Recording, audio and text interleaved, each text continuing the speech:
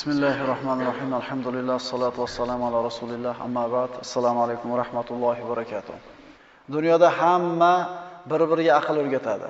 Bir-biriga yo'l ko'rsatadi. Unday qil, bunday qil deydi.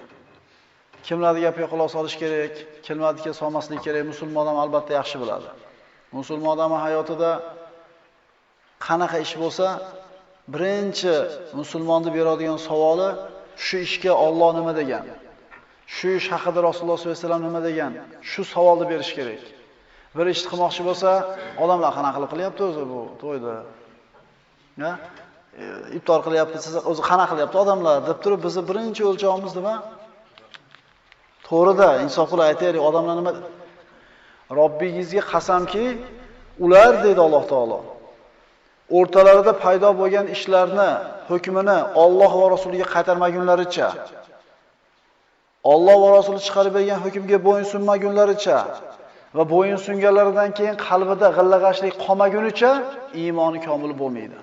Ya'ni bizni tilga o'girsak, problema chiqadi. Yechimni Allohdan so'rasa iymonli bo'ladi. Shular bilanmi yo'q? Bo'yinsunsa yana iymonli bo'ladi. Shularmi yo'q? Bo'yinsunib ham tamomiy qalbida bir xotirjamlik bo'lishligi kerak. Xo'p deb qiladi. Lekin bari ichida norozilik qoladi odamning ba'zilarida. Esimizdan chiqmasin. Bizni birinchi beradigan savolimiz hayotda bo'ladigan ishlarga. Alloh nima deydi shu ishga? Rasuli nima deydi? Agar boshidan shu savol bilan ketib, ishda davomida tugaganda ham shu savol bizni qiziqtiradigan bo'lsa, muammo qolmaydi hayotimizda. Insonni saodatli hayot kechirishligi o'ziga bog'liq. Telefonni ko'rsatib aytar edim. Shu shapalaqdek tomonni ko'rsatib turib, mana telefon desa, mana shu telefon deb qabul qiladi. Ikkinchi odamga faqat mana tomonni ko'rsatib turib, telefon shu desa, telefon deb kichkina narsani tushunadi. Endi mana shu telefon degan buyumga qaysi tomondan qarashga bog'liq. Hali aytadi, stakanni yarmi bo'sh emas, yarmini to'ldir deb qarasangiz, xursand bo'laverasiz. O'zi yarim stakan suv. Bu hayotga siz bilan bizni qarashimizga bog'liq. Birinchi sabab, saodatli hayot kechirishlikning birinchi sababi. Fikr qil, shukr qil. Ma'nosi shuki, Alloh taolo siz bilan bizning ustimizdagi juda ko'p ne'matlari bor. Bularga qaramaymiz, bularni ko'rmaymiz, fikr qilmaymiz, shukr ham qilmaymiz, norozi bo'laramiz. Odatda siz bilan biz o'zimizda yo'q bo'lgan narsalarni ko'ramiz.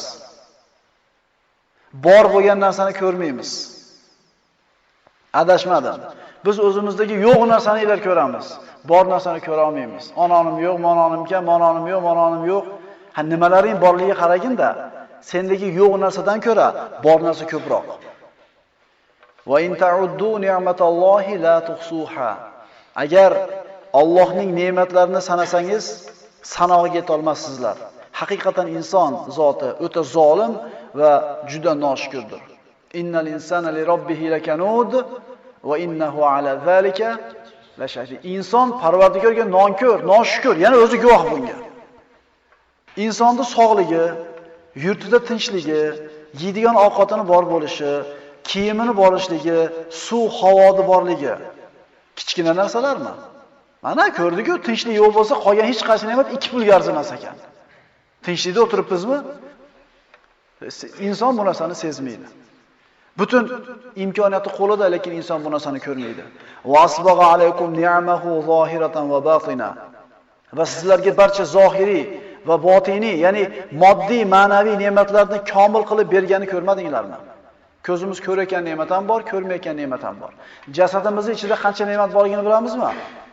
Bitta hojatga bemalol borib, bemalol davo qilib kelishligingiz qanaqa ne'matligini bilasizmi? O'sha bavulni chiqara olmay qiynayotgan odamning holini ko'rganingizda, uni ko'ziga dunyo qorong'u bo'lib ketganligida salom berganlarni ham ko'rmaydi, salom berganlarni ham eshitmaydi, to ana shu bavulini quvug'ini bo'shatib olguncha qanaqa azobda turganligini ko'rib turib, Allohga shukr. Ko'pchilik bandalarni balolagan balo bilan meni balolamabdi. Xudoga shukr. Siz chachingiz to'kilayotgan g'amini qilyapsiz. Yo, semirib ketayotganingiz, ozib ketayotganingiz odamlar siyomayapti.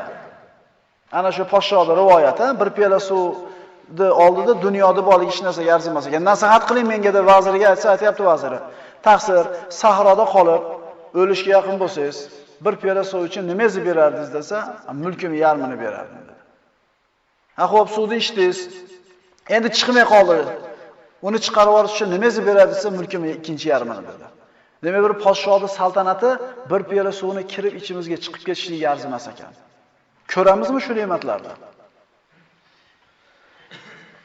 Ikki ko'zimiz, ikki quloqimiz, tilimiz, ikki labimiz, qo'limiz, oyog'imiz borligi hazakam narsami?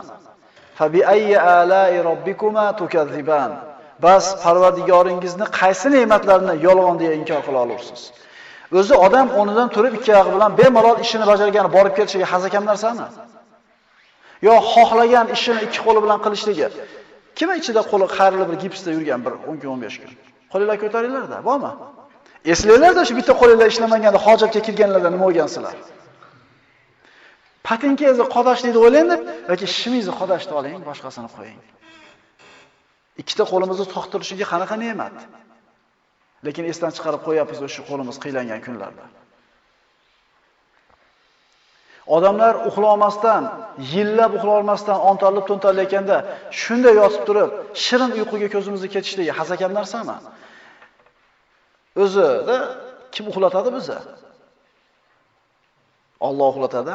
Kim uyg'otadi? Hazakam narsami shu?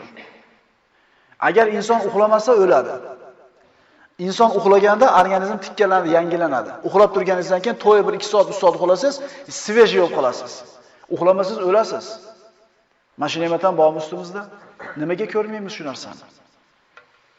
Inson ko'ni kusagan taomni yeb, hazm qilishida o'lamasdan bemalol chiqarib olishligi hazakam narsami? Yo chanqab turganingizda zalol suvni muzdekkina maza qilib ichib, Xudoga shukr, suv boshqacha narsalar degan paytingizni eslang. Yo Alloh, shuncha ne'mating bor ekan-ku, biz farqiga bormas ekanmiz, qadrlamas ekanmiz. Ko'zingizni kuydirib shirqirab oqib turib tikanadi muzdek suv. Qarab tamshanib qo'yapsiz. Odamlar kasalligi tufayli yoki yo'qligi tufayli och qolib yuribdi. Arag'imizda suvni qanaqa bo'lib oqayotganligi bizga ne'matli esimizdan chiqib qolgan. Bilamizmi shu ne'matlarni biz? Bizda karlikdan to'sib turgan quloqimiz bor, bu haqida fikr qilaylik. Ko'rlikdan to'sib turgan ikkita ko'zimiz bor. Terimizga qaraylik, pesmaholikdan omonda. Aqlimizni to'lg'ligini ko'rib turib shukr qilaylik. Agar bizga-da bitta ko'zingni o'yib berasan, Uhud tog'idagi oltin beraman desa. Bittasi. Ikkovi emas, bittasi. Kim ko'nardi? Demak, Uhud tog'idagi oltin bor o'sha sizda. Tuhoma tog'idagi kumushga ikki quloqini berasanmi desa. Demak, Tuhoma tog'idagi kumush bor. Zahro qasrlar egasi bo'lish uchun tilingni berasan, soqol bo'lasan desa, ko'nami deylar? Bu qayerda? Mana kallamizdaligina emas shunchalik katta. Agar bitta qo'lini kesib berasan, bir sondiq yoqut gavhar beraman desa, rozi bo'larmidik? Shu narsalar bormi bizda? Shunaqa bir ulug' ne'mat ustidamiz, bilmaymiz. Mag'zun yashaymiz, g'amgin yashaymiz, umidsiz yashaymiz. Yo'q narsalarimizni ko'ramiz-u, bor narsalarimizni ko'rmaymiz.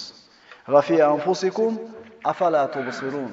O'zlaringizni, vujudlaringizda, har bir a'zoyingizda ishonguvchi zotlar uchun oyat alomatlar bor, lekin bu narsalarni ko'rmaymiz.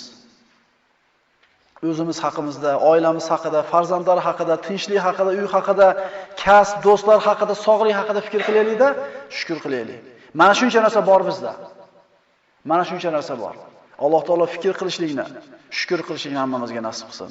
Ya'rifuna ni'matallohi thumma yunkirunaha va aktharuhumul kafirun.